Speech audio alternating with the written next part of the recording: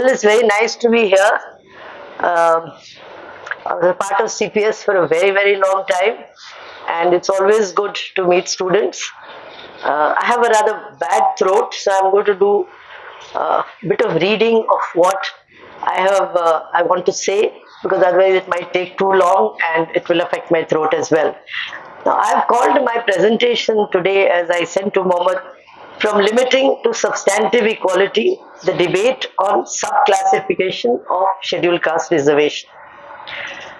Now, if we wish to understand the present-day controversy over sub-classification of scheduled caste reservation, I think we first need to look very briefly at the ideas of the founding fathers of the Constituent Assembly.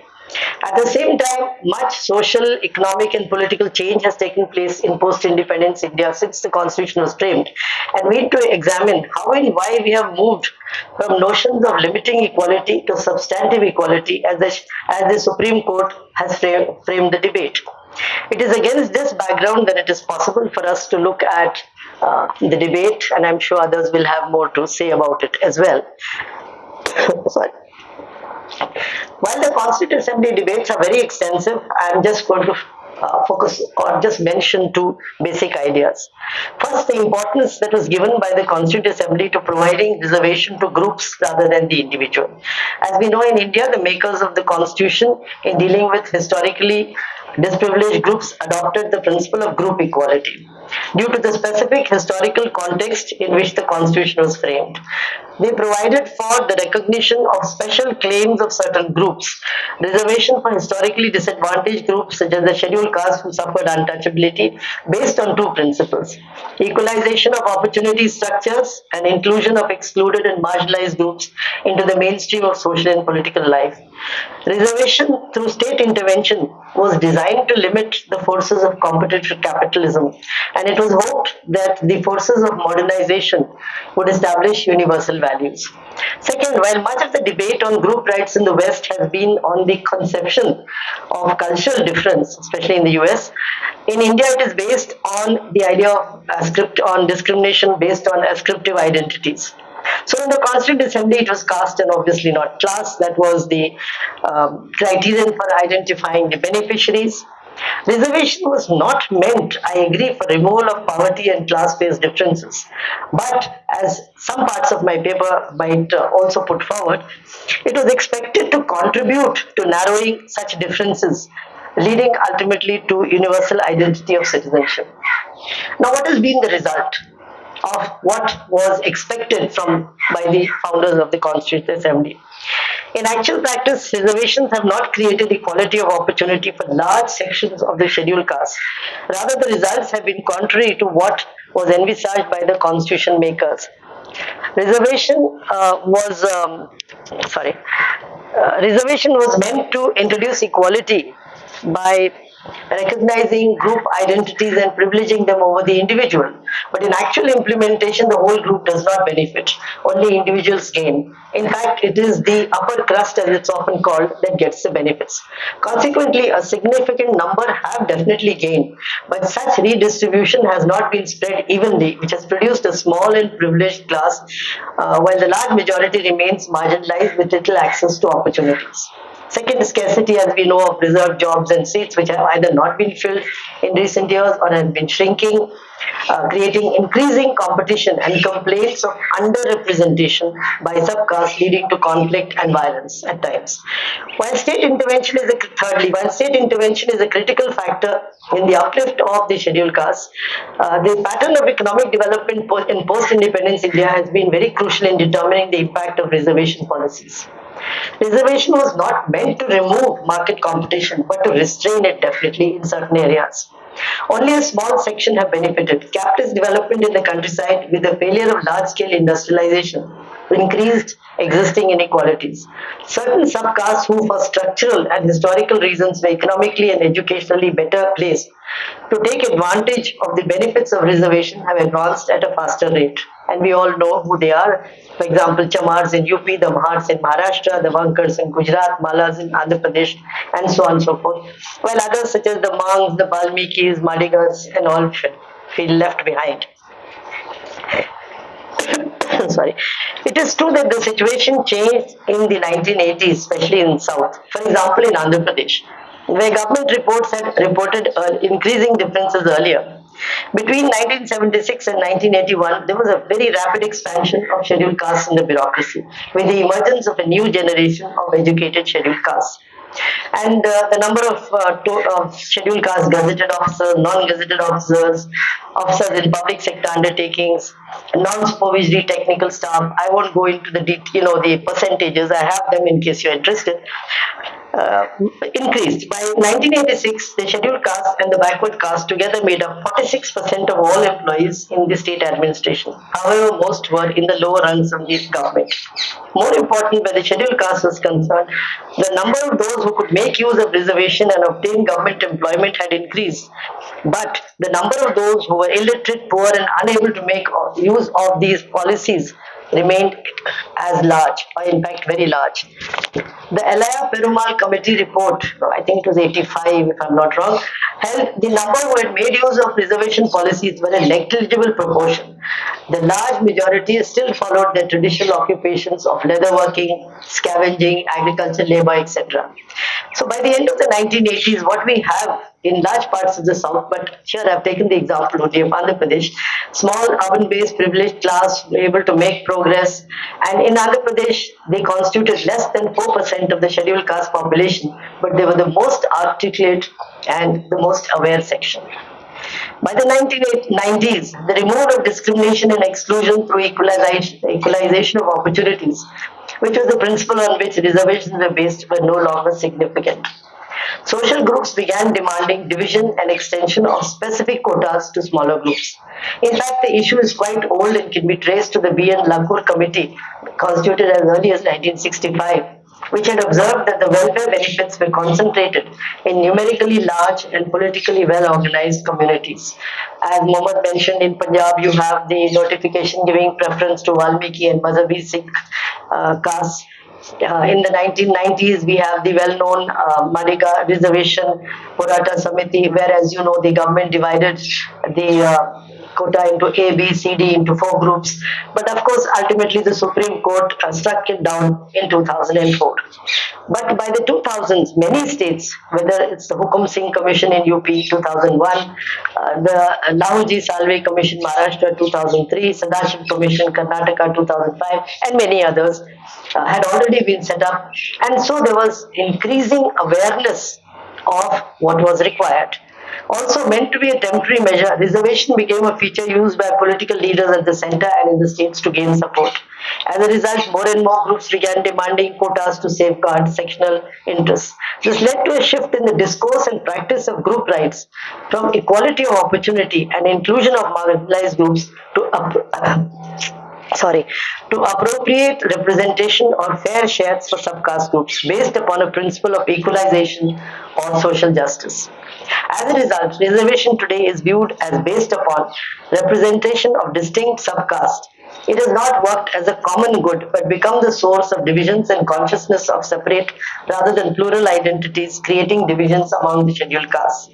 In politics, reservation has increased already existing divisions and awareness of subcaste identity, as a result of which a united Dalit movement has not been possible in most states. It is against this backdrop that we can look at the Supreme Court judgment. Supreme Court in its verdict on August 5, 2024 seems to have recognized the changes that have taken place, two kinds of changes. Changes within the Dalit community and changes in Indian society since the formation of the constitution, and particularly in more recent times. It has expanded the scope of reservation while interpreting the constitution. The 7-member bench in a 6-1 judgment held that Dalits do not constitute a homogeneous community and allowed state governments to subdivide the reservation quota for scheduled castes.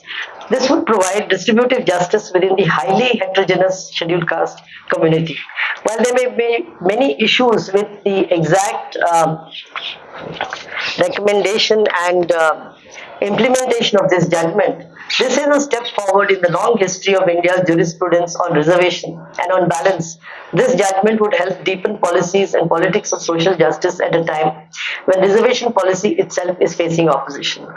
The point of contention since independence has been the correct interpretation of Article 341 of the Constitution that empowers the President to notify the list of castes to be deemed as scheduled castes throughout the country. The Chief Justice of India pointed out that the Supreme Court initially in judgments, you see, he made a very long speech during his judgment, and it's there in the judgment as well. Initially, in the 1950s, most judgments on such issues were based on a formal and limiting approach, and which viewed reservations as an exception to the principle of equality opportunity. For example, the Champak Dorai Rajan case, 1951. But gradually, this underwent change, extending it to educational institutions, to promotions, etc., etc. I won't go into all the other cases. If you want, we could discuss them later. In 2004, a five-member bench of the Supreme Court did outlaw any policy that sought to subdivide the scheduled caste category for purposes of creating quotas. And in the E.V. Chennaya case, the bench unanimously held that scheduled castes across all states were homogeneous class that could not be subdivided. However, over the last 7 years, the Supreme Court has given a number of rulings which have referred to the concept of substantial equality, something you didn't notice until this judgment came up, to stress that reservation is a facet of merit and not an exception to the merit rule. Continuing in this vein, in August 2024, the Supreme Court reframed the quota versus efficiency question. In essence, it sees reservation as reflecting the mandate of substantial equality enshrined in the Constitution and not as a concessionary exception to the equality rule. So the ruling is an emphatic repudiation of the binary of reservation and merit. Chief Justice Chandrachud emphasized the concept of substantial equality. By that, he meant the principle that the law must account for the different backgrounds and historical injustices faced by persons or groups. The court viewed the Constitution as advancing a more substantive reading of the equality provision, expanding the sphere and scope of reservation to ensure that the benefits trickle down to those who need it the most. The Chief Justice of India's conclusion about the efficiency of administration to promote inclusion and equality is a big positive of the judgment.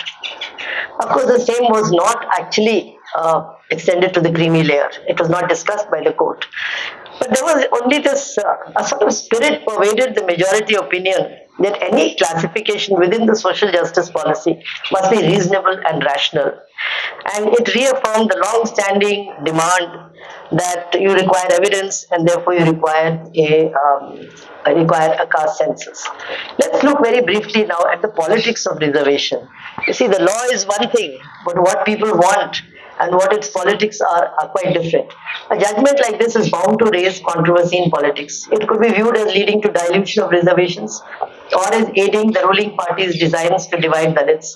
Such readings ignore ground reality of internal differences and discrimination accompanied by political resentment among the most disadvantaged Dalit communities. Much has changed since the Constitution was framed, and there is perhaps need to revisit reservations to fulfill the promise of equality in the Constitution, keeping in mind the realities of the scheduled caste community today, particularly the poorer sections. And here, I think I would like to mention what I think are two reasons at least. I could go on, but I'll give two major reasons. One is rising aspirations in the 2000s among the smaller and poorer Dalits in the Hindi heartland. Good example being Uttar Pradesh. I know a little more on Uttar Pradesh than elsewhere, so hence the example. Two developments were particularly responsible. Globalization, whose impact was late in UP compared to states of southern and western India. It was the weakening of identity politics by the late 1990s that generated a feeling among Dalits of being left behind and fueled new thinking among sections of them, which reflected a shift from the desire for social justice to much more economic aspiration for material advancement. Having achieved a modicum of self-respect, dignity, confidence, and representation, they now also aspire for economic betterment. Simultaneously, the smaller Dalit subcastes in the poorer regions, particularly eastern UP, were entering the political arena and experiencing cultural modernization. The process of modernization, as we all know, often proceeds unevenly, benefiting some sections and not others, and so leading to conflict and competition for political power, economic benefits, social status, both within groups and among groups as such. So the result has been, as I said earlier, growing division between a small but influential better off class among the scheduled castes and a poorer marginalized section. But it's not just class divisions that have appeared. Politics has brought in ideological differences. The scheduled caste, scheduled tribe, OBC, these are not blocks any longer. We used to see them as blocks earlier. They never were, but to a larger extent earlier, are not blocks any longer. They have disintegrated. Rather, the scheduled castes are divided into Ambedkarites or pro-BSP and the Hindutvalis or the pro-BJP. Since 2014, following the decline of the BSP in UP, sections of the smaller sub-castes, as we know, moved towards the BJP, and in 2024, some have moved towards the India Alliance. So fragmentation is visible among Dalits. Divisions among sub-castes have always existed, but they have now become more pronounced and irreparable. The second is economic inequality, which has increased since the 1990s and more sharply in the 2000s. According to a May 2024 article in The Hindu, French economist Thomas Piketty and others say India's inequality is worse today than it was during the interwar British period. In 2022, the top 1% of the Indian population owned 40.1% of the country's wealth and 26.6% of its income, while the bottom 50% owned 6.4% of the wealth and 15% of the income, which is a significant increase from the interwar period when the top 1% held 20 to 21% of the national income. There is, of course, also the rise of many billionaires after 1991. Which we are all aware of. Also, while there has been considerable progress in the well-being of scheduled castes, it's undeniable. During the last decade, the gap between the scheduled castes and the rest of the population has widened, particularly when measured through what Ashwini Deshpande has called the Caste Development Index. She argues that caste inequality, if seen through this, in India has not improved or has even worsened. Many studies have found a strong link between caste and economic status. For example, again, Ashwini Deshpande, or you have Thoroton Newman in 2009, who postulated to be a function of exclusion from access to productive resources such as land, education, as well as discrimination in the labor market. The caste survey in Bihar, which I won't go into detail, has also shown these differences. Finally, the economic differences between sub-castes has widened over the years. This is particularly true of those who live in the backward regions, for example, the eastern UP. So, who is opposing and who is agreed? Undoubtedly, the issue has divided the scheduled caste community. Dominant sections within the scheduled caste community have criticized the judgment. So have political parties like the BSP, so has Prakash Ambedkar's BBA, and so on. There was also the Reservation Bachao Sangharsh Samiti, which launched a nationwide Bharat Bandh on August 21st. A study mentions that a pan-Indian identity is projected by scheduled caste groups visible in the public sphere who have not only participated in the Ambedkarite movement but achieved a middle-class status thanks to reservation early on, making use of it. This group argues that in the garb of subclass reservation will be taken away and it will allow the state to trifle with this entire question. Also, that caste remains the permanent socio-cultural identity that continues across generations and is not erased by economic achievement as such. Also, they of course point out that the reservation was not aimed at enhancing economic status but achieving social justice. Those supporting the judgment hold that it seeks to help those who got left behind. That is the Supreme Court judgment. Reservation, they argue, is a guaranteed share. It is given to a section by first identifying it. Classification is hence needed to ensure participation in reservation. They hold that the better off sections have made no efforts to take the Mahadalit, Valmiki, Mazhabi, Mushal, etc. communities along with them. In fact, they argue that disparity among Dalits needs to be acknowledged. In fact, recognizing internal disparity is an opportunity to both cultivate spontaneous solidarities among Dalit castes and actualize the constitution of a genuinely unified Dalit category and politics. Now, having said all this, I would also like to point out the problems of implementation.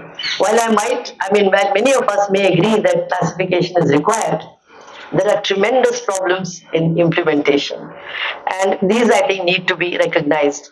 No amount of debate over creamy layer or sub-quota or whatever would yield any concrete result until the real issues are addressed. One is lack of data. Many of these debates are being conducted in a very sterile environment of hardly any data, particularly recent data. Secondly, politics would have to be set aside. The Supreme Court held that there must be a rational principle for this division, and the principle must have that it should be quantifiable, demonstrable, reasonable grounds, subject to judicial scrutiny. There should be no micro classification, etc., etc. And so many would argue that a caste census is needed. Thirdly, large number of jobs today are in the private sector. Government jobs have shrunk, nor are existing government jobs being filled up. Fourthly, even if these government jobs were to be filled up, it would be very difficult to do that. Whether it be in academics, the police, railways, health sector, etc. The problem is deteriorating educational standard in government schools, where the children of weaker sections of society go in overwhelming number. Fifthly, poverty remains high, making it difficult for many to use the reservation quota in education and employment. As someone told me when I did field work, reservation is a market phenomenon and entails competition. Only if a family can send a child to school, reservation can be used. Even if education is free, there are other costs. You've got to buy a uniform, you've got to buy books, you've got to have access to a school, you have to take a child to a school, especially if it's a girl, and so on and so forth. Reservation is promised by governments, but the groundwork needed is not done. In conclusion, I'd like to raise one question. Can the concepts of social justice and economic development be exclusive to each other given the kinds of demands being made? Today, the smaller subcastes among Dalits believe there can be no social justice without economic prosperity. But economic prosperity, undoubtedly, without such social justice is also meaningless. Both are required. So many have pointed out that on the one hand, social justice in the form of greater equality would require a strong democratic government that protects the life and property of scheduled castes, does not allow and promptly punishes violence, atrocities, etc. Police and courts would have to do their job. On the other hand, economic advancement for the poorer subcastes will require subclassification, but it will have to be backed by better educational standards, increased access to productive assets such as land, and to alternative sources of livelihood through rural non-farm employment. Also, of course, to address all the loopholes that exist in recruitment. Finally, I'd like to say something you must keep in mind. Political parties and the government have so far adopted a very reductionist approach that numerical representation in employment, education institutions, promotion, etc. is an adequate response to the complicated reality of social justice. Reservation has become a convenient political way to escape from addressing demands arising out of the asymmetries of caste and class power. I would say that a new language and new politics is required. Finally, due to reservation assuming center stage in our politics, anti-caste concerns are lost, which does not help in removal of inequalities in society. Thank you.